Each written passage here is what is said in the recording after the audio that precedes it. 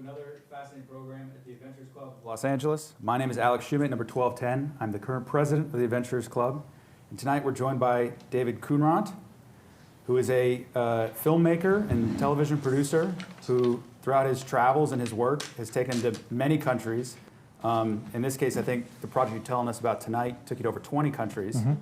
So first off, welcome to the Adventurers Club. We're happy to have you. And why don't you tell us a little bit about yourself and kind of how you got into producing for film and some of the places it's taken you. Yeah, absolutely. No, thank you so much for having me. It seems like a very special place. I'm very honored to be able to talk to you all. Yeah, I mean, I was a kid growing up. I always did photography, did film and video, my little DV camcorder. And then, I started making money at it. So I'm like, make a few extra bucks in high school. And then I got an internship at a company called Coldwater Media. Didn't have any insider, just sent them a cold email and, did a very, very small internship and stayed in touch through college. And, it was in that internship that a lot of people told me, if you want to work in film, most people in this industry are self-employed, so you should go learn how to run a business, not go to film school.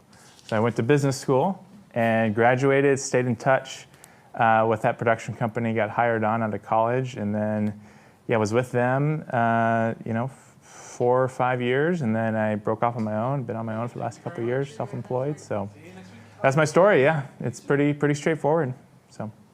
Fantastic. Well, that's probably good advice. I actually did go to film school, so that might have been the better advice that you got. But one thing that we talked about a little bit over dinner, and that I'm always fascinated by, is for anybody who works in the entertainment industry, especially within LA, the number of rules and logistics, and when you talk about being a producer, I imagine that the vast majority of your job is handling logistics and setting up and presuming and then dealing with problems before they happen. Yeah. But I have to imagine that is just on a whole nother level when you're working in foreign countries, in potentially unpredictable environments. How does that compare, and how do you kind of prepare yourself for that kind of work when you really, in some cases, can't even predict what the situation is going to be on the ground? Yeah, absolutely. I mean, so, the producer role is a pretty squishy term. There's a lot of different people who assume that title. For me, it means I'm the logistics guy. So, I'm given a script, I'm given an idea, and then it's David, go make that happen. And so, and that includes budget, permits, contracts, all those different things. And like you just said, in the context of internationally and different cultures, that gets a lot more complicated. Especially for me, like I did not, my first time out of the country was in college. I didn't travel internationally at all, not even a trip to Mexico as a kid, or Canada. And it's really during college that I fell in love with international travel. And then even did some film projects for my college when I was abroad and stuff like that. And I had this time to where I was doing some study abroad trips and I had about a month of time to fill. And I was broke. I didn't have the money to go travel through Europe as a college kid for a month. And so I just volunteered for this ministry, this nonprofit, and did film for them. And I got to travel all over England and interviewing different folks. So that was my first taste of it. But to answer your question directly, everything that's involved in film production, obviously there's just straight up translation issue. So every country I film in, I hire a local line producer, and that person serves as translator, on the ground contact. Some locations, there's a process to get permission, others there's not, and it requires that personal touch. I've been able to scout for a few projects personally. Most of the time though, I can't go fly on the other side of the world to scout. I usually hire someone there who has all these relationships. So for example, I filmed most in Israel, and a very good friend of mine, his name is Eitan. He's lived there his whole life, and he makes a call, and he can open literally any door in the old city, and that's a huge benefit. But one of my challenges is, even on budget. In some of these, I film a lot in the Middle East, and budget numbers, we negotiate. And it's like, well, no, I have a spreadsheet, and I remember one of the most dramatic stories is filming in Israel, and the guy was like, "You need to bring $50,000 in cash." And so I'm like, okay. And my executive producer, fortunately, was cool with it. And so, to keep it legal, everyone on my crew, I think there was 7 of us that went over. I had 10 grand in my backpack.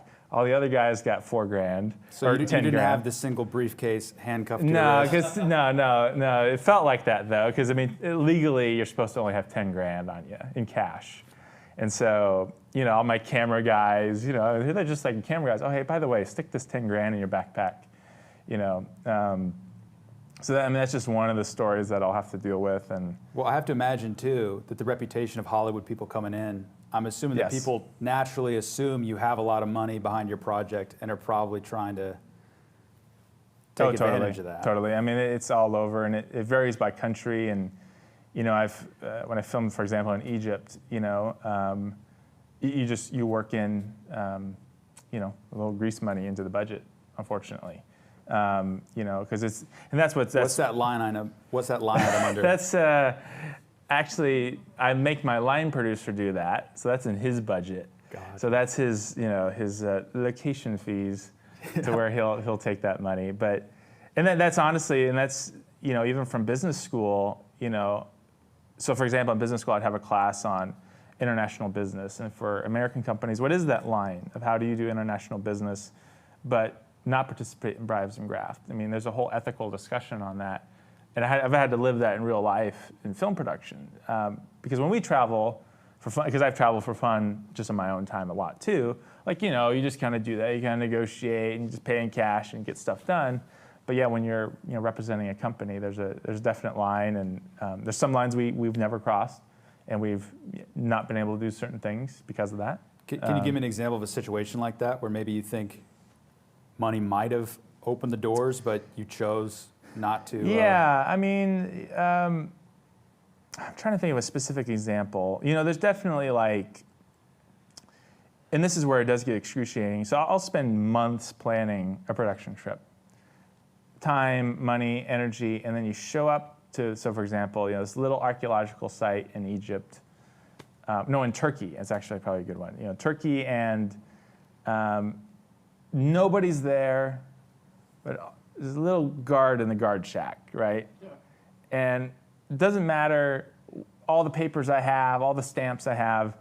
He's holding the AK, and he says, "You're not getting in unless you give me what, And so, in those moments, that's when we probably would walk away, because that's just, and then also there was a situation in Mexico City where we were in customs, and when you're transporting high value film equipment, there's this thing called a carnet, which is basically a bond that guarantees you're not bringing equipment to sell on the black market.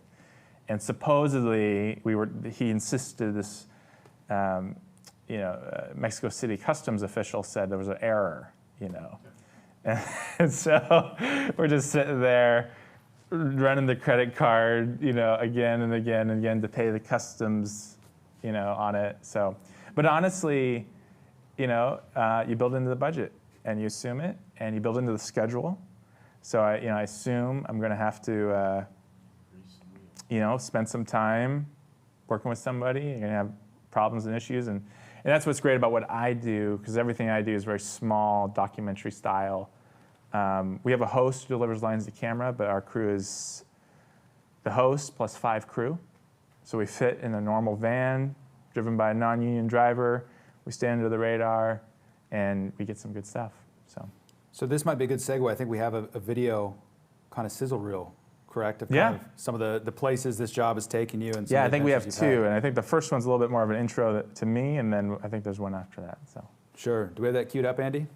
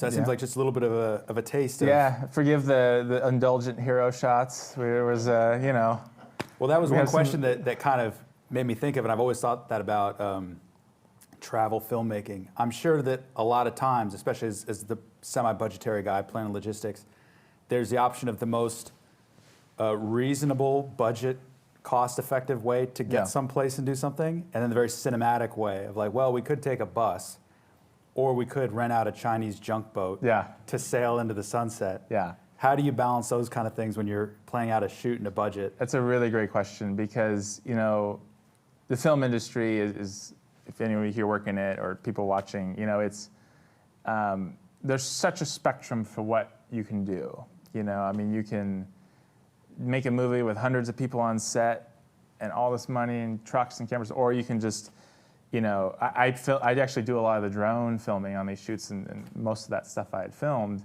That's just me flying around my little drone, You can buy a big drone that's this big of a wingspan, or I can take the one out of my backpack that's this big, and I can take it off from a boat. And I can also catch it out of the air and throw it in my backpack when some police guy is running up to me and, saying, no drones here. So, that's all, and that's where I work a lot with the writer because, I get really wrapped up in some of the visuals, but then it's like with the co-producer I work with, I want to stay in the heart of the story. And so he and I will sit down and we'll say, okay, here's the dream list, but here's our budget. And we just start chopping. And okay, and what's going to most pull up the story? So like, what is nice, and we're the crew on this show, we're such good friends. And so, for example, we'll take our hotel budget. Instead of taking 6 hotel rooms, I'll pool the budget, and we'll get a really awesome Airbnb. So we've stayed in the most coolest Airbnbs all over the world because we are production, so we have a budget, but we're all good friends, so we don't mind sharing an Airbnb together. And but yeah, with some of those things, I'm trying to think of a good example. Have you ever had to like twist a UPM, unit production manager's arm and say, no, we need this money for this shot. This shot's going to be worth it? Yeah, I would say so for example, we're filming in Westminster Abbey. And to get exclusive access for an hour before it opens, it's going to be this much, right? Yeah. And also an insane insurance policy that would blow your mind that we had to specially pull for that. And, it's like, okay, it's literally for probably 30 seconds in the show. It's for him the host of the show, to introduce himself and say, look at this amazing cathedral, Westminster Abbey. And, you just have to kind of think about the sticker value on some of these things. So filming at the pyramids, or filming at Machu Picchu, or filming at Notre Dame Cathedral. Some of the poster value of that, yeah, it might be 30 seconds on the show, but if that's that image that stays on the shelf for all time, then that's what makes it worth it. So, and there's such a range. Some countries are very expensive. Italy is very expensive to film in because, like you hinted to earlier, they think everyone's James Bond coming through town, and so when this is a perfect compromise. So to film inside the Colosseum is $25,000 an hour, I think. Now, you can film on the street outside of the Colosseum for $500 a day.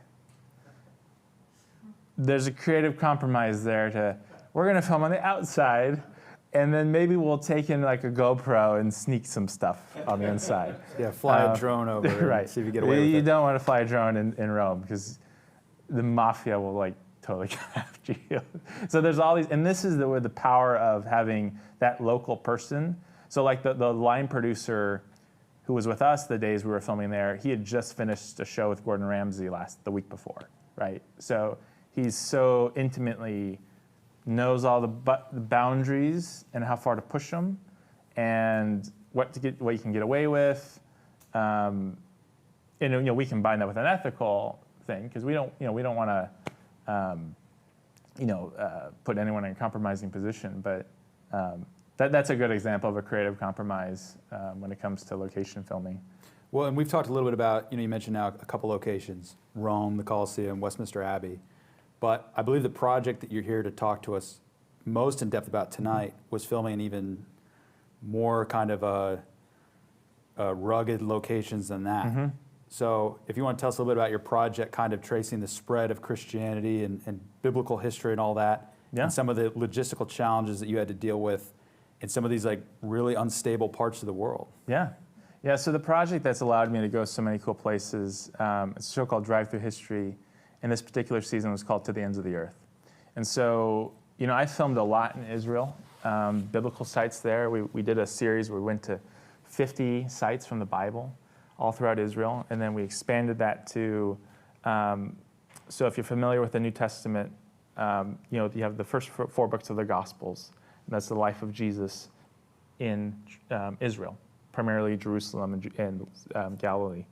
And then after the time of Jesus, you have Acts to Revelation. That's about the first spread of the gospel from Jerusalem to Rome and the Mediterranean region. So that project took me to Greece, to Turkey, that area. But then the next season we did was called To the Ends of the Earth. So basically when you have, the Bible ends at around 60-ish AD, right? That's the life of Paul the Apostle. That's really around the time frame it ends. But obviously, how do we go from what happened between the end of the events of the Bible to now, a global religion all around the world?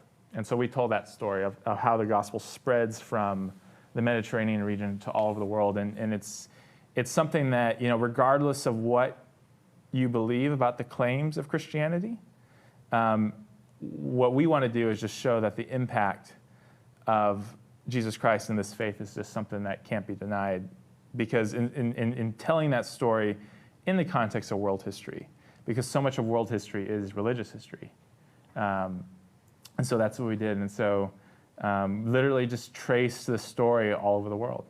And that's what took me to, 25 countries, and just an amazing adventure. So, absolutely. And for those of you watching at home, we have kind of a semi-famous policy here at the club that we generally don't talk about politics and we don't talk about religion around the dinner table, to keep things focused on adventure and where people are going and where they've been. But in this case, just discussing again the history of it, that it's undeniable, and the impact in terms of how it shaped cultures all over the world. We talked briefly again at the beginning. One thing that I was fascinated by on one of my first adventures ever is I had gone down to spend some time with a tribe down in the Amazon. And there's a huge missionary presence there who are down there trying to convert, and that brings all kinds of passions and people with different attitudes about what they're doing down there and whether it should be there or whatever it may be. But the fascinating thing to me is that they said, despite all the entities that have a presence down here, the government, indigenous groups, the military, nonprofits, whoever it may be, the absolute best map makers and linguists were the missionaries.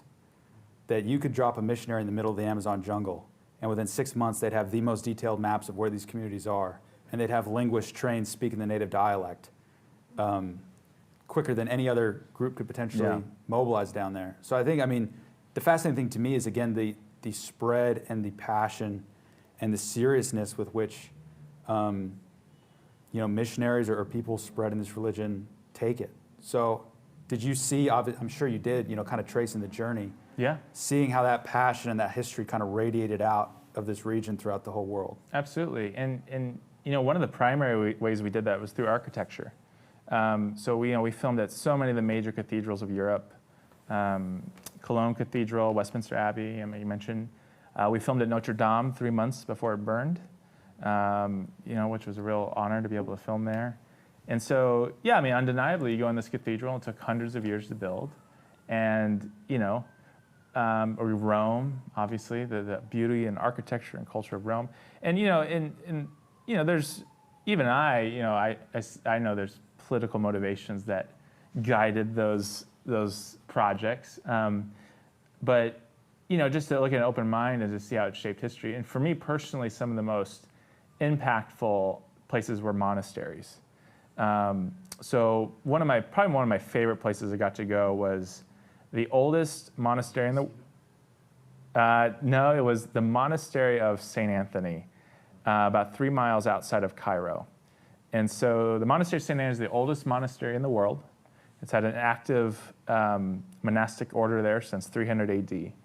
And, we go there, and there's, the story of St. Anthony is he hit up, so you get there, you're 3 hours outside of Cairo in the middle of nowhere in the desert.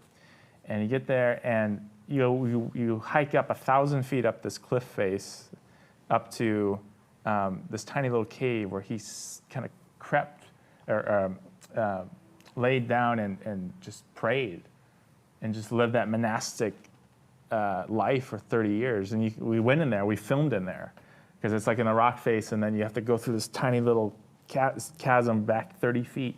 And then once you go back 30 feet, there's this little cave, and there's icons painted on the walls and all that. And you can't walk into that place and not at least think about what compelled someone to do this. And then today, and then beyond that, not only does that compel this person 1,700 years ago, but for 1,700 years, there's been active monastic order fulfilling that tradition. And when we're there, and this is what I love most about my travels, is when I go with this purpose, because I'm filming this religious project, when I go to religious places, it opens up so many doors that I don't think would normally open if I went just as a solo traveler. So I go to this, so for example, this monastery, I really wanted to film there. It was like a third of the episode. It was really important. For literally months, I'm trying to get a hold of them. And my Egyptian producer couldn't get a hold of them. And about a week and a half before, they finally got back to us. And they would let us film inside this monastery. And when we got there, and I'm like, okay, like they finally let up. Okay, maybe they're going to be really cranky when we show up, or they're not going to. And they were the sweetest, most loving people. Made this food for us, showed us the beauty of this monastery and this amazing Coptic Christians. So there's all this amazing iconography in these old chapels. And so, that's for me, just the impact of seeing the spread in all these different cultures and countries. And some of them are very tied to, history and antiquity and other things we filmed. So when I was in Hong Kong, we were filming modern missionary stories from the last 150 years. So there's a whole spectrum. And the double-edged sword of Hollywood, where on the one hand, there's this business side of things, and people are aware of that. But there is also the storytelling element, that you're sharing these people's stories, potentially giving viewers a window into this world of this monastery that many people have not seen. What was your experiences and I'm sure it was different each place you went, but the emotions that brings out of people, people that maybe appreciated the fact that you were there to share the story, people that maybe you hoped would have been more appreciative, but were looking at you guys as a potential money pit to fund the church, or the complete alternative, people that did not want you there at all, who thought that the idea of filming these things and putting them out in front of the public eye was sacrilegious maybe. Right. I know there's a variety of beliefs about that kind of stuff. What was your kind of experience encountering such kind of a charged topic in terms of what you were filming? Yeah, no, and that's where, so my job is logistics, right? But then there's also this kind of intercultural negotiating and building rapport with the places I'm filming. And so some are just totally shut down, right? One of the interesting things is, so especially in Turkey, these amazing Byzantine churches, and most of them today are mosques. And when I say we're a Christian film crew, we want to film in your mosque, that presents some challenges. And some of them it's a no, but a lot of them it's a yes too. And it's honestly just the interpersonal dynamics of that person, and what their openness is. And how much do you tell them the lead up? I mean, are there cases where you kind of keep things more abstract? Yeah, I mean, we never lie about who we are. We're always honest, but sometimes you might, withhold, or you might just be wise in how much you elaborate on what you want to do. And quite honestly, a lot of times when we're filming, in our show, we're not taking over this church to put it. We're there to show the historicity of that place and the significance of it, what it is, and how it exists. To overuse words. So, for example, we go to Hagia Sophia in Istanbul, right? And I think we have some photos of that as well. I think we have a variety of photos from your trips that we can kind of have going on in the background as well. Yeah, let's pull up the Istanbul photo in front of the Christ image. Because this is a good example of a place that, it's a very Muslim country. And, but this is a secular museum. And one of the most famous Christ images is up on the wall. And, where they're filming it. Yeah, there we go. Where they're filming it to just explain the significance of these ancient mosaics in this church that is historically Byzantine.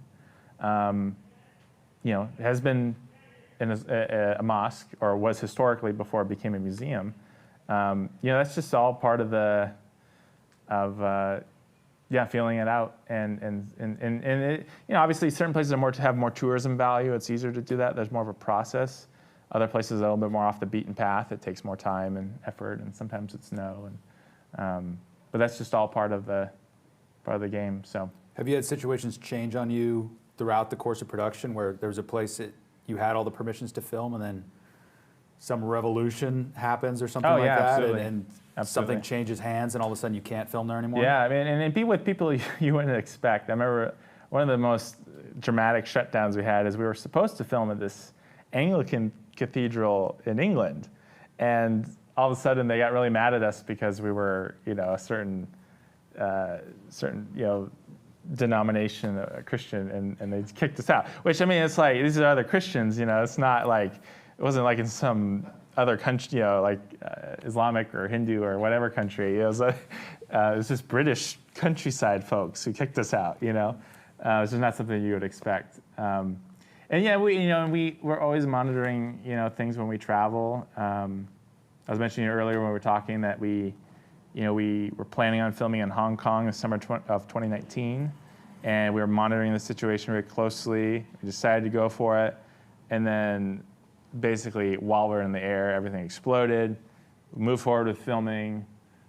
For security reasons, a couple locations got shut down. We were having dinner the first night after we landed, and I think there's a photo of this actually with some of the Hong Kong stuff of me in front of the glass, to where we're having dinner, and then across the street, these vandals just start smashing glass, and this chaos. And is that the one? Yeah, and I mean that was right after, and it's kind of fun. I didn't feel in danger, but I'm there with a crew. I mean, we're a professional operation. I can't have my crew be in jeopardy. So, and this is a perfect example. So our Hong Kong producer, she's like, follow me, this way, and she has her app that shows where all the protests are moving and all this kind of stuff. So one of the things about this project I'm so grateful for is there's so many places we've been able to film, filming in Notre Dame before it burned, filming in Hong Kong before it changed, filming in Hagia Sophia before Erdogan converted it into a mosque a year ago or so. It's one of those things where these places of history, they exist, and they might disappear, or the political things might change them for, years potentially. Yeah. So. Well, we were talking before also about, a lot of religious sites of all denominations, especially in war-torn regions, get destroyed, and they're just lost forever. Yeah, no, and I have some friends who, actively go into Syria and Iraq to document, because some of the most amazing, especially Old Testament history, so ancient Babylon, ancient Nineveh, those are all in Damascus or Iraq and Syria, which are, I've never been to those places. That's kind of my next bucket list. It's hard to take a professional crew there because there's just liability things, but someday I'm gonna make it over there. So. Gotcha. And so then this project, in terms of establishing kind of a timeline and course of travel, so you said you started in Israel. Yes. with some sites there. And then where did it take you from there? What was the course of the kind of the spread that you were tracking? Yeah, I mean, so we started, in Israel, and then we, worked our way through the Middle East. So Turkey, Greece, Egypt. We would have wanted to go to Syria, but we didn't go there. Then we spent a lot of time in Europe, and then we went to South America. So Brazil has a fascinating Christian history. We went to the oldest church in the Americas, which is in Santo Domingo in Dominican Republic. It's founded by a descendant of Christopher Columbus, oldest church in the Americas. Went to Machu Picchu in Peru, because Peru has some really interesting Christian history through there. So it's the thing, we went to all these places where you wouldn't really associate with Christian history. One of my favorite places we went was Skellig Michael in Ireland. Everyone knows Skellig Michael from Star Wars a couple years ago as Luke Skywalker's home. So everyone knows Skellig Michael now, but the reality is, if you remember the movie, there's these stone huts that Luke Skywalker is supposed to be living in. Well, those stone huts are real, and they were built by monks 1,000 years ago. And in the Middle Ages, they're there preserving scripture, and living the monastic life on this little rock, an hour's boat ride off of the south-west tip of Ireland. So, and that's what and that's one of the things where Hollywood they know the mystique of these places, look at this amazing otherworldly looking place, and they steal it for Star Wars, right? But I think I think reality is more interesting than fiction, because then when you learn the history of these monks lived here for 1,000 years, writing and recording their holy scriptures. That's one of the things I just love about the work I get to do, is kind of just showing people how interesting the world is. And I think that's something everyone in this club has obviously learned. So many cool things in this world to see and explore. And on a broad level, I just have a passion to bring that to people's homes, and especially kids. Our show has a big family audience, and so I love inspiring kids to get out there and travel and to see the world, and that's what I hope this project will do. So. And so I believe we have a trailer for the project. Yeah, it's a sizzle reel. So we just wrapped this project, so we don't have this trailer, but this sizzle is going to give you a good glimpse of a lot of the cool places we went. So.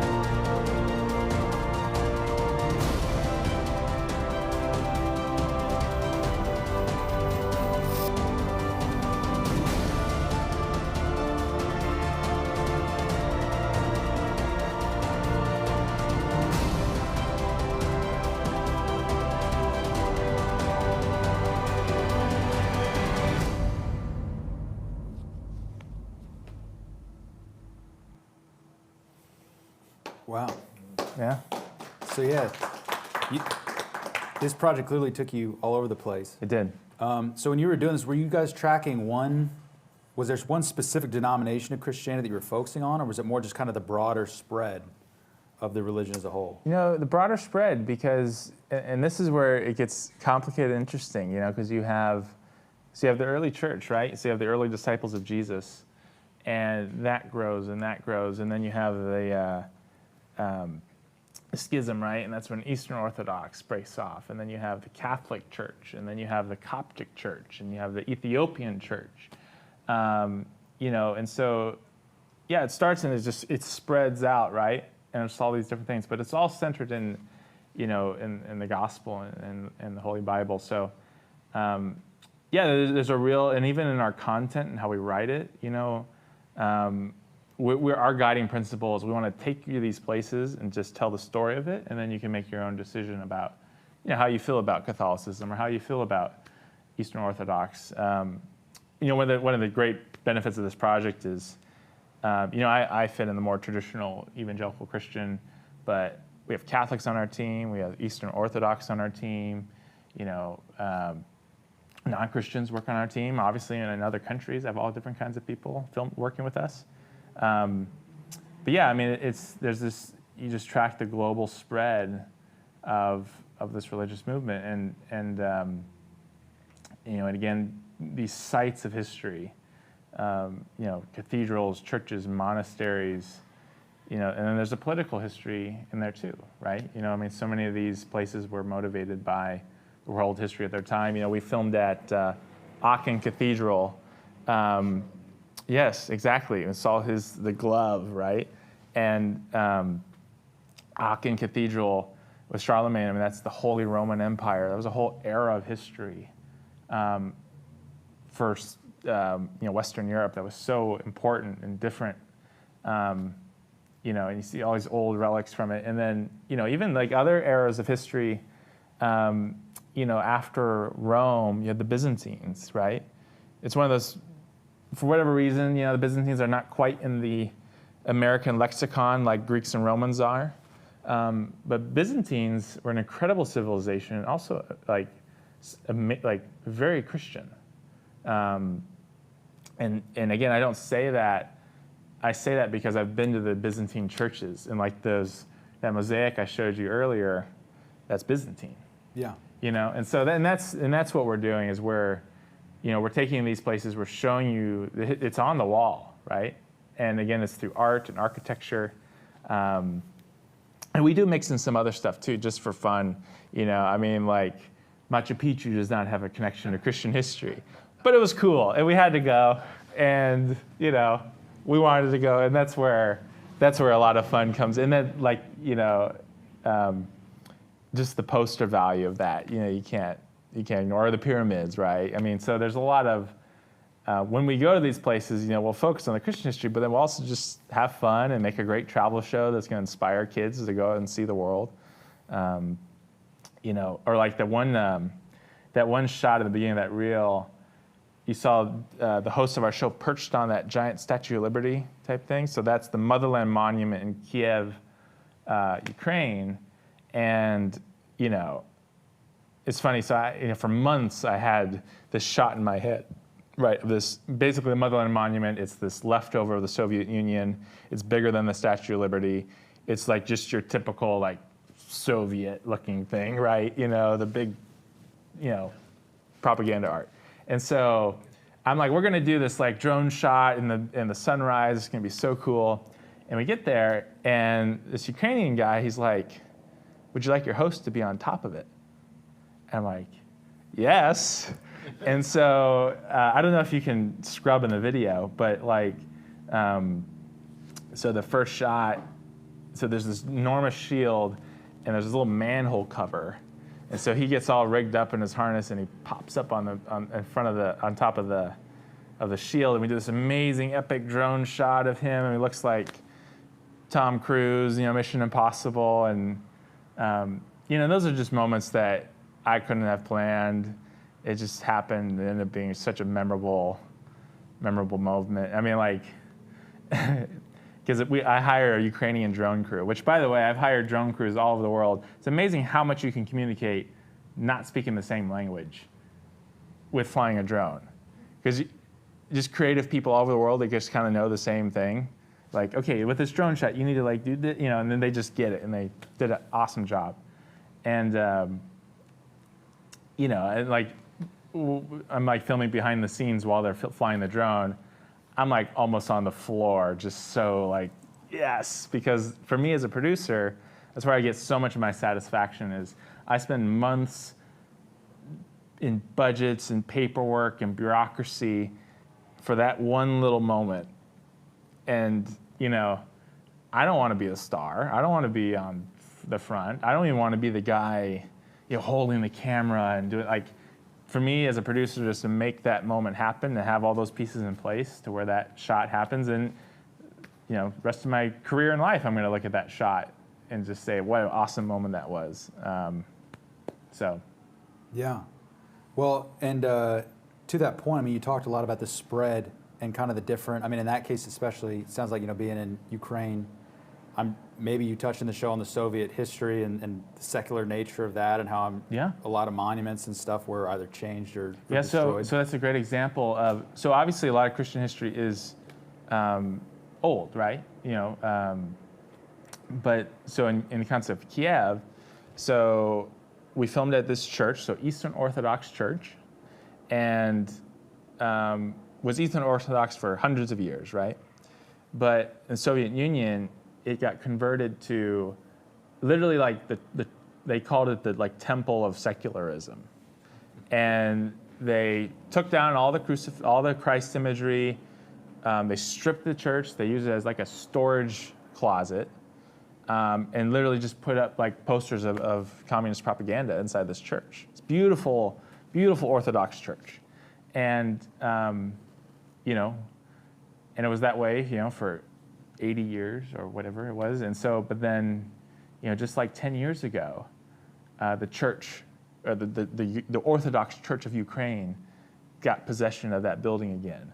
They've renovated it, and it's beautiful, and we're there filming, and people are worshiping there. So that's a very interesting modern day example of how, these religious ideas are so intimately tied to like the political changes and things of that era. So well, and what's that like too? Because each region obviously has a different history, and you talk about seeing the spread. And one of the things, with my limited understanding about what made Christianity so successful in terms of its ability to spread was its kind of versatility, and in how some cases it was able to adapt certain Christian ideologies or iconography to local pre-existing religious iconography, and kind of reinterpret and re-explain, but connect with people's existing belief systems.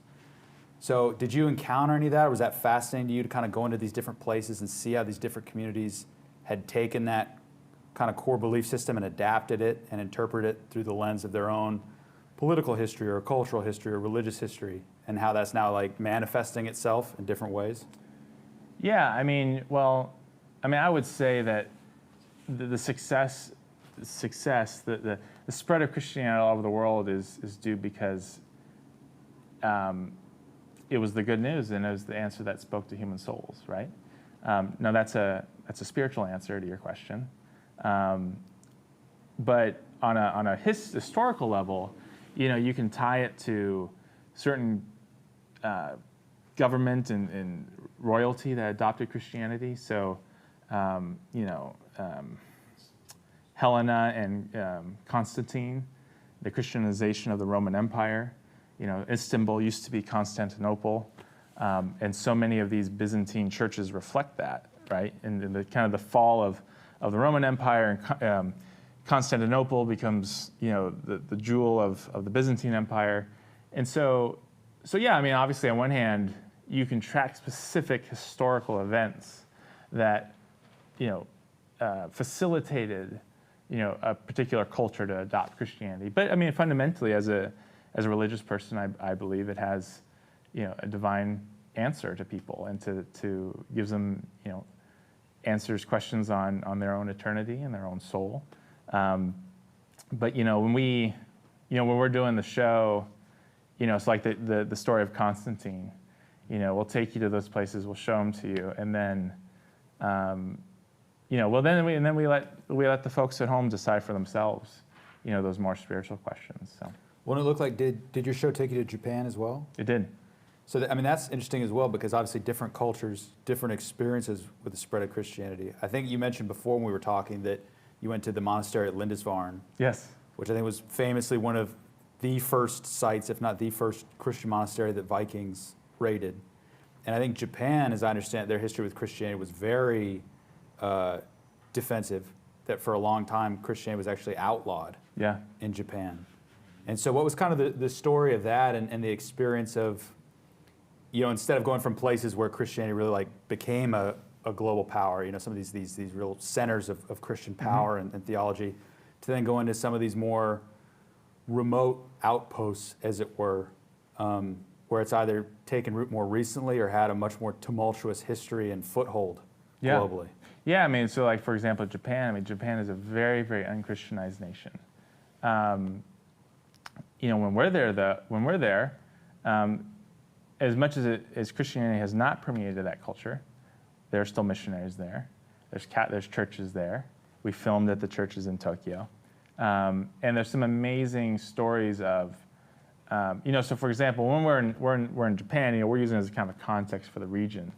And, there's some amazing stories of people of faith, people like Claudius Aylward and Hudson Taylor, who in the mainland China was really their ministry. And so, and obviously, some of those stories have different outcomes, but, we look at the global spread of Christianity, right? So it starts in the Middle East, and then it spreads to Europe and to Ireland, and then, it continues to grow, and then it jumps over to the Americas, right? And then with the, all the missions we have here in California, right? And so, and it jumps around and moves and changes, and then obviously Asia is much more recent, and modern missionary efforts there in the last couple hundred years.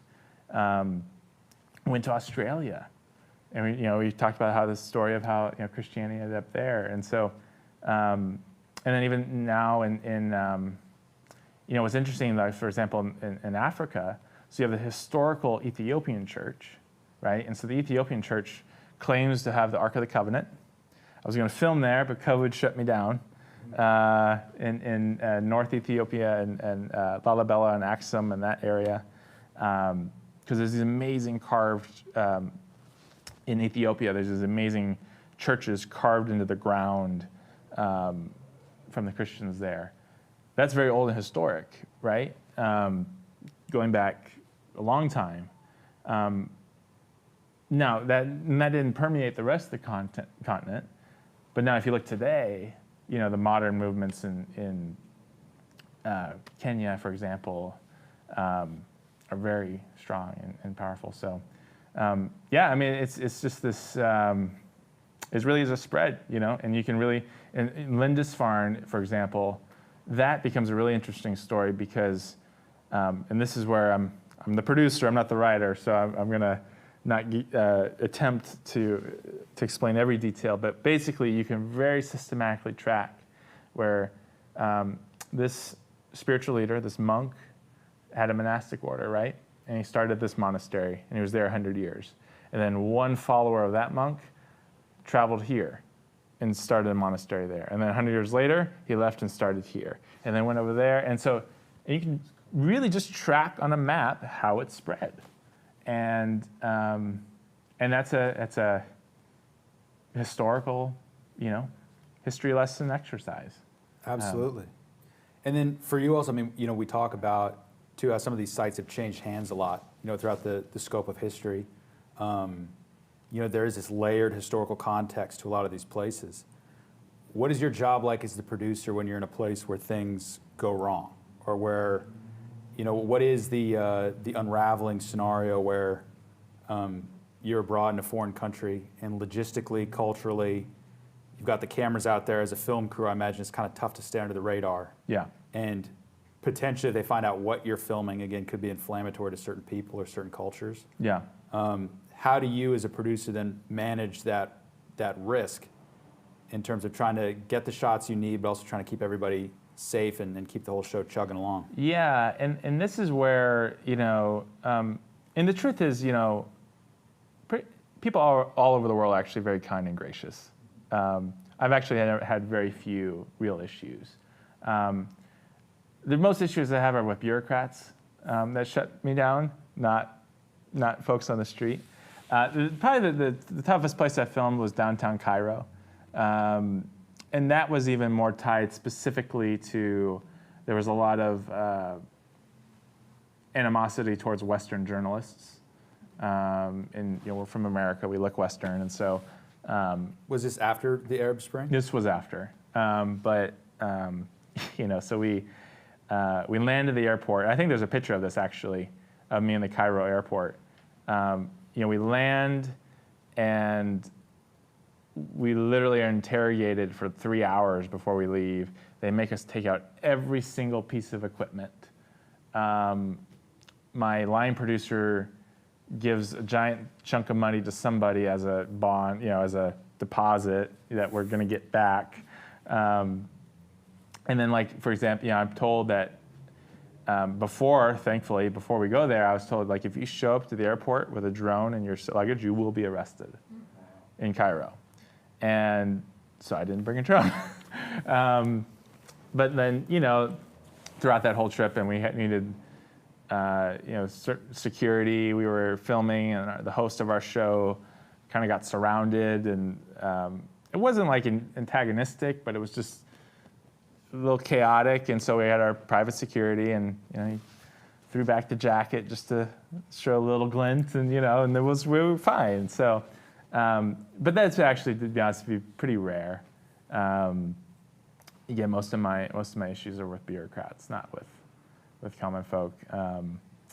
But again, and this is where the film industry really is amazing, So my line producer in Egypt, such a cool guy, straight out of Indiana Jones or something, because we're staying at this hotel, nice hotel, view of the pyramids, and he's like, David, come down to the pool. And so he's sitting by the pool, right? Pyramids in the background. He's smoking his, and he's like, come, let's sit and let's discuss the shoot. And this is a guy, the week before, he was doing stuff with History Channel or Discovery Channel. It's not new. He totally was a pro and knows how to handle it, and it's in the budget, and it's in the schedule. So funny, I don't know if you guys ever see, Josh Gates on Discovery Channel.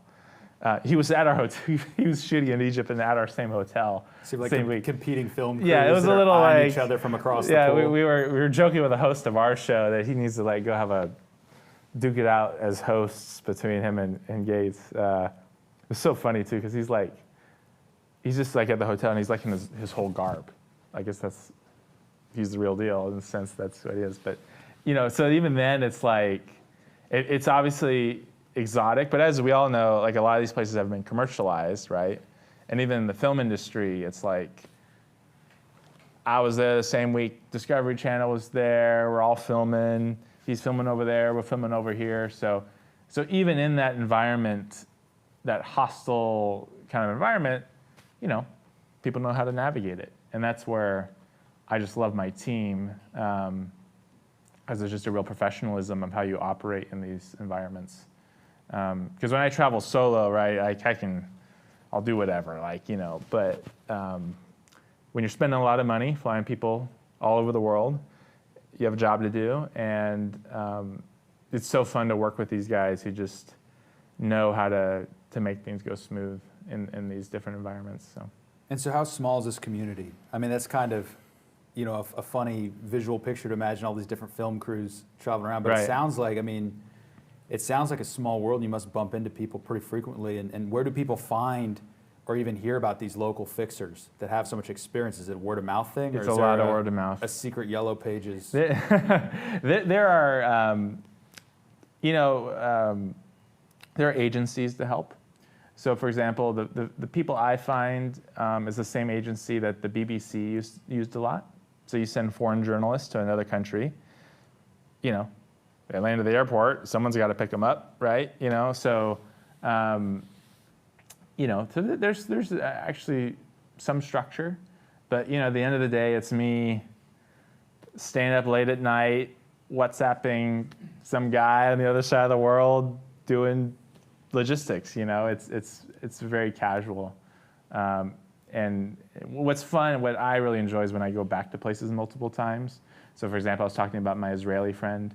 Like, he's just become a great friend. We text each other on holidays, and we've worked together a bunch. And on my last trip to Israel, my dad, who's never been to Israel, but who is also a believer and loves the history, he was able to fly out and be with us on our last day of filming, and then meet my Israeli friend, and we went to dinner. It's just, there's a whole personal side to this, to where I'm so grateful that I've been able to build relationships. Because that's another thing, obviously I've traveled solo, and you're traveling, but like when I'm traveling, but I'm working, and then working with people in other countries, I don't know, it's just, I get to know them. We have a similar mission and purpose, and yeah, that's a huge benefit. I have a whole list of, I could run off on a whole list of different names and personalities from all over the world of people I've worked with that, I stay in touch on Facebook, and, it's fun. That's great.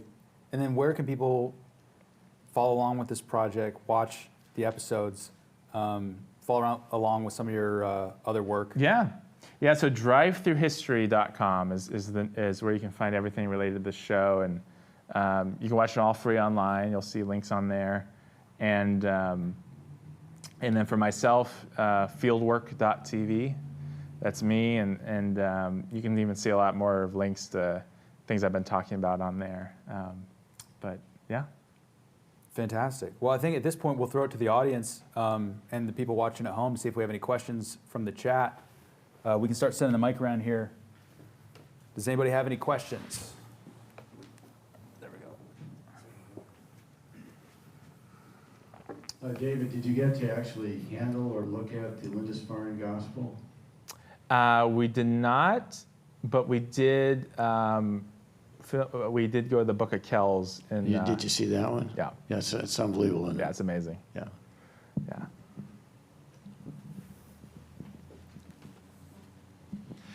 This question is kind of multi-part, but could you talk a little bit about the scripting process? Who writes the scripts? Do the scripts dictate the filming locations, or do the filming locations dictate the scripts? And how much say do your local producers have in the scripting before you get into location, if any? Yeah, no, that's great. So the script is written by a brilliant friend and mentor of mine in a lot of ways. His name is Randall Niles. Brilliant guy, former lawyer and apologetics writer and speaker. And so he'll write and research the shows, and he'll put the narrative theme of the places we need to hit. He works with our executive producer a lot to tie that down. And then, but I even will sit with Randall, and we'll say, okay, and I'll say, okay, here's the budget we have. Okay, we can't spend months and months and months on the road filming this thing. We need to do it in this time. And yeah, Randall and I will just start to slot in the days and what we want to do and which locations. And then usually at that point, I take it to the fixer and I say, okay, this is what we want to do. This is kind of the range I'd like to keep the budget in. What do you think? In destination or before destination? Before. Okay. Yeah, this is like months before. Usually I would, at least 3 or 4 months before I go film, all this happens. And so then the local fixer, usually they've done it enough that they can say off the top of their head what's a yes or no. Sometimes they take a few weeks to go research. And that's where like Randall would say, I want to go to the Coliseum. And I'm like, okay, well, I'll go ask. And then, oh, it's $25,000. Okay, well, we'll take that out, And then it's just a constant cycle of that. And then as we get closer to the shoot, a lot of times, we'll get told no to certain places, and so we'll put something else in its place, or we'll extend the script somewhere else. Other things are a wild card. Like Skellig Michael, there's basically 2 months out of the year that the weather makes it even a possibility, and then each morning it's like a yes or no whether the weather's good, and we were just blessed with perfect weather and able to film there. And do you sail out there or fly out there? Sail. Yeah, I think there might be a helicopter pad, but yeah, it's it's kind of a trek to get out there. So. And then one quick kind of follow-on question. I don't know if this is relevant to that, but are you ever there and hear about another competing film crew there that has access to something that you either didn't know about or that you didn't think you could have access to, and you start making those calls like, well, how are they getting in there? I don't think I've ever had like a moment in time. There's definitely though there's times where you see like, oh yeah, they have lots of money and they're inside or something like that. You know, I don't think I've really, and obviously, I mean, for a lot of these locations, I love the host of our show. He's not a celebrity by any means. If you have a celebrity attached to the project, that opens up a lot of doors. I've never produced a project like that, but yeah, no, I mean, it comes down to money a lot of times, you know, and that's just, you know, I've got X to spend, and I'm going to use it as efficiently as possible to tell the story. So Sure. And then real quick, sorry, not to cut you off, Jeff, I know you've been waiting very patiently, but Andy, do we have any questions from the chat? We can't hear you, Andy. The answer is yes. Should I go ahead and ask while we're waiting? Give 1 second. Andy? Still not going. Then Now we can hear you. and Let's text you the question. Okay, he'll text me the question. Yeah, so in the meantime, Jeff, if you want to go. Jeff Holmes, 1148. David, there are a number of questions I'd like to ask you, but I'll save those for later dinner conversations. But one of the things we talk about sometimes at the club, we ask each other what emergency evacuation insurance you have. And there are like 3 or 4 groups that you can hire for like, premium is like $225 a year, and they'll fly in a private jet to get you out of your hospital and take you home. No big deal, anybody can get that.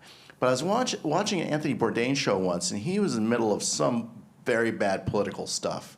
And the camera went black, and he came back on, and he said, look, we have a super secret insurance policy, and when something bad politically happens, they send in special forces out of the UK to get us out. But he said he couldn't talk about it. Maybe that's not in your budget, but do you have any super secret evacuation insurance you can tell us about? I wish. That sounds really cool, but I don't. I have the $50 before you get out there, and we'll medevac you out. The Vatican doesn't have a special commando team that they sponsor you with? That sounds cool. And honestly, that's the reason I haven't filmed in Iraq and Syria is because you need stuff like that. And this project is just not quite at that level yet. We've looked into how we could do that. I mean, we were considering filming in Baghdad for a short period of time, and you know, we started to look into it. And it's like you can fly into the green zone, and you get armored cars taking you from the airport into the green zone, and then private security contractors, and it adds up very, very quickly. And that just becomes a business decision, you know, where we'd love to go there, but maybe in the future. All right, and real quick, I've got some questions that are being sent to me from the chat. So first, can you talk a little bit about the spread of Christianity in India? Did you get to travel to India with this series? You know, India was a place we were supposed to go, and COVID shut me down.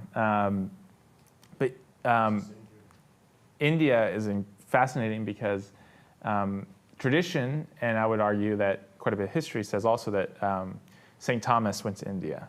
So Thomas was one of the 12 disciples of Jesus, and specifically in Chennai, India, there are several churches and churches and monasteries dedicated to Thomas.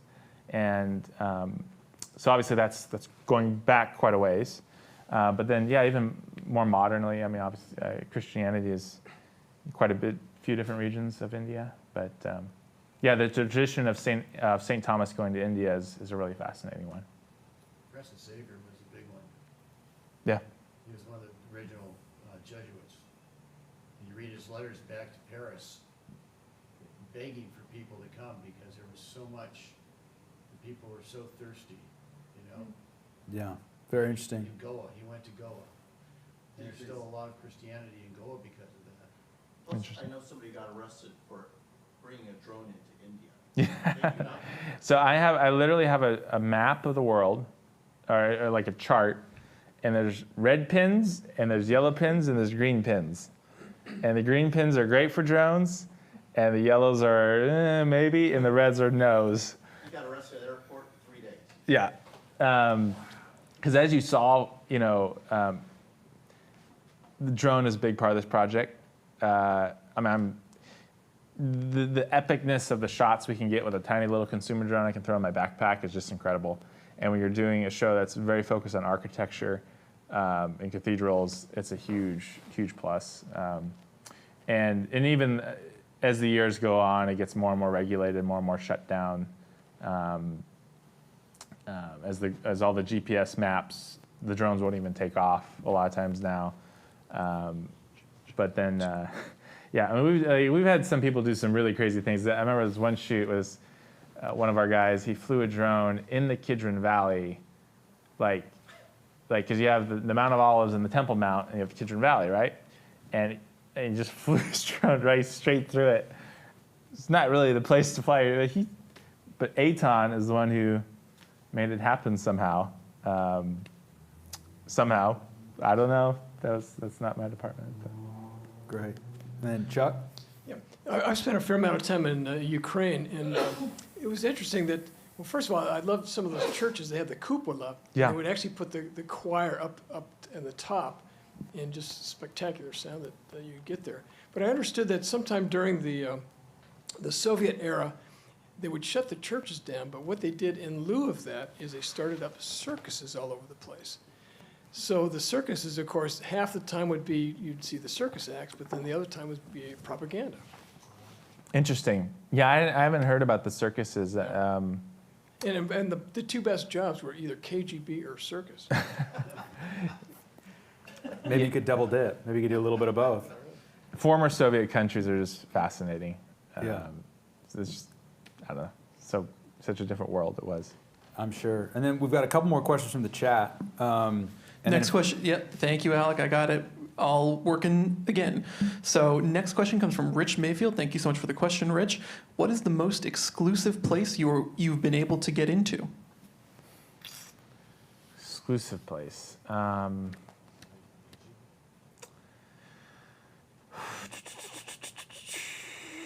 Westminster Abbey is a big one. Now, is the question get into or film it? Yeah, get into officially or get into not officially. I'm going to assume not officially. Like Yeah. The most special place. Oh, shoot. Well, that's, gosh.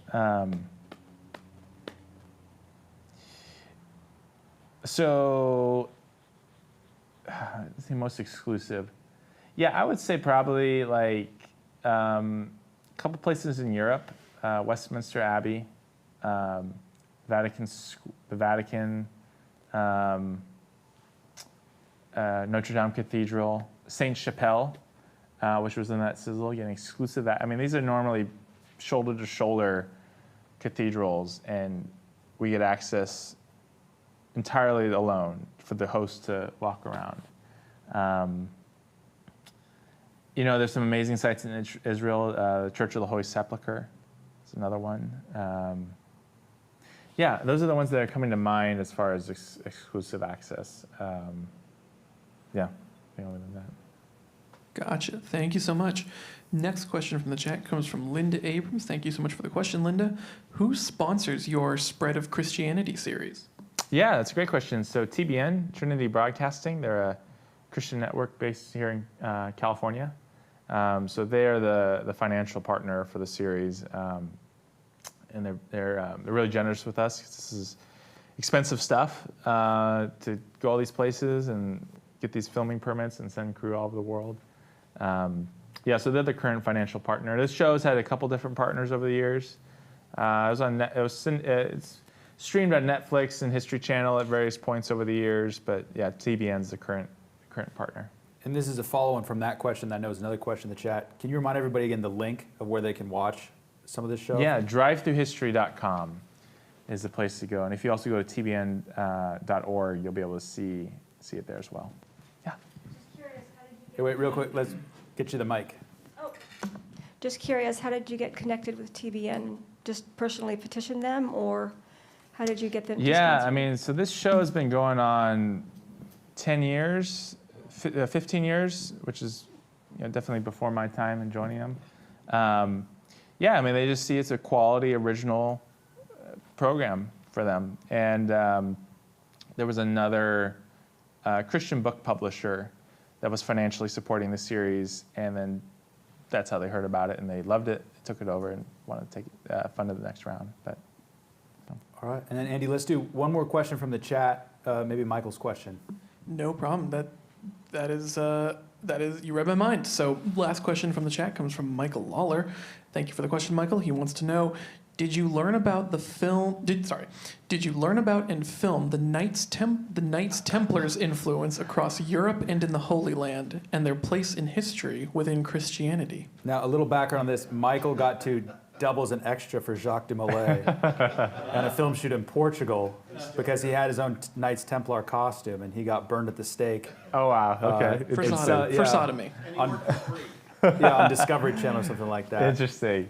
So I'm trying to dig because I'm digging back. It's like 2 or 3 years ago now. In Aachen Cathedral, we touched on a lot of Charlemagne and Holy Roman Empire and the Crusader history, and I think we did touch on some of that there. And if it wasn't that directly, it's definitely stuff that felt like it. I wish I had a photo. Charlemagne's glove is like this. His gauntlet. Gauntlet, yeah, that's a better word. Thank you. It looks like out of one of those sci-fi movies, right? It's like the giant gold glove covered in straight out of like those superhero movies, right? And obviously the enormous gold bust of his head, and definitely inspired images of like Knights Templar and stuff you might see out of that. It looks like we might have a photo coming up of the famous gauntlet. Andrew, you able to pull that up or no? All right, in the meantime, we got one more question from the audience. Get it. I'd like to ask a deep historical question, but it would be religion and politics. So instead, from your sizzle reel, someone on the crew is a hardcore gearhead, because each location in France, you had the Citroën, you had the Mercedes in Germany, Yes. you had the weird Brazilian thing that isn't a Corvette. What's the connection with cars? I can't believe I haven't really brought this up. So it's called Drive-Through History, right? So the show takes a lot of inspiration from like Top Gear, and so like I said earlier, it's like a kid show for families, right? So it's very family oriented, and the executive producer of the show is a huge gearhead, and that's really how he puts his stamp on each episode. Is he chooses the car for the country we're going. So every country we go to, we try to choose a vehicle that uniquely represents that country. So obviously Citroën in France. We did this little striped Mini Cooper in the UK. Mercedes, old school Mercedes in Germany. Brazil, what was it? Brazil. I can't remember exactly. Distinctly Brazilian. Land Rover we did in Ireland. We spent 3 weeks driving around Ireland with this beautiful Land Rover. Tokyo, we used some crazy Japanese thing, and then even like in the Philippines, they have these things called jeepneys. So we used the jeepney for all day. And jeepney, if you guys know, it's like this enormous, crazy, elongated. It looks like it's out of Mad Max, right? It's like a taxi cab that's a bus covered in steel plating and With draperies on. yeah. And so we filmed with the jeepney in Philippines. I'm guessing you didn't get to drive the Pope Mobile. We did not drive the Pope Mobile. In Italy, we had a 1960-something Alfa Romeo in Italy. So Very cool. From his time. Yeah, it looks like now we have the glove of Charlemagne, which does look very reminiscent. yeah, of, I'm not sure that's the one. If you some Google Marvel. Charlemagne glove Aachen, AC, AA. yes, AC, CHEN. yeah. Gotcha. So that's not the glove you saw then. Yeah, I think that might be a fabricated version. That doesn't look quite right. That's not his battle glove. Shoot. All right. Well, in the meantime, since we don't have that photo pulled up, I just want to thank you so much again, Dave, for coming and sharing Thank your you. stories with us. I'm sure there's a lot more questions in the chat, maybe some questions from the audience. I hope you'll stick around here tonight to answer some of those questions. And then for anybody at home watching along, if you're not already a member or have not visited the Adventurers Club, you're always welcome. Thursday nights, we're here with a new program each week. I believe next week is Ted Vail, if I'm not mistaken, talking about discovering Shangri-La, one of our members who believes that he found the fabled lost city. So you'll have to come and decide for yourself. But in the meantime, if you like this video or any of our other programs, please like, subscribe. You can listen along via podcasts or anywhere podcasts are offered. And we look forward to seeing you all next week. So David, thank you again for being here. Thank you.